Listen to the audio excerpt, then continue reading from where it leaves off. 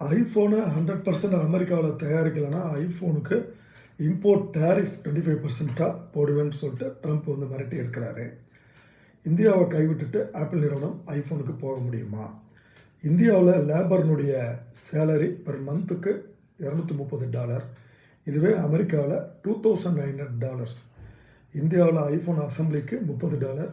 இதுவே அமெரிக்காவில் $390. ஐஃபோனுடைய பார்ட்ஸ் வந்துட்டு மொத்தம் 9 கண்ட்ரிலேருந்து வருதுங்க.